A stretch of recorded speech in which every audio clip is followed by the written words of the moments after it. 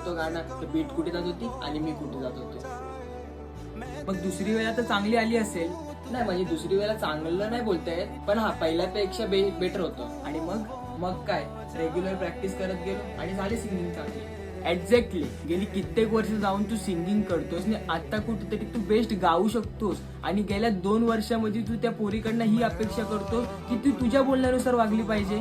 पण ह्याचा अर्थ असा नाही ना की मी तिला दरवेळी समजून घेऊ. कुठलंही नातं 100% परफेक्ट नसतं. कधी तुने समजून घेतलं पाहिजेस तर कधी तिने समजून घेतलं पाहिजे. कधी तू कॉम्प्रोमाइज करायला शिक तर कधी तिने केलं पाहिजे. कॉम्प्रोमाइज त्यापेक्षा चांगलं आहे की मी तिला सोडून देईल. सोडून देणं हा चांगला ऑप्शन आहे, पण सोडूनच देणं हा बेटर ऑप्शन नाहीये. थोडं ऍडजस्ट करणं, थोडं कॉम्प्रोमाइज करणं आणि शेवटपर्यंत एकमेकांचा हात पकडून पुढे जाणं, ह्यालाच तर प्रेम म्हणतात.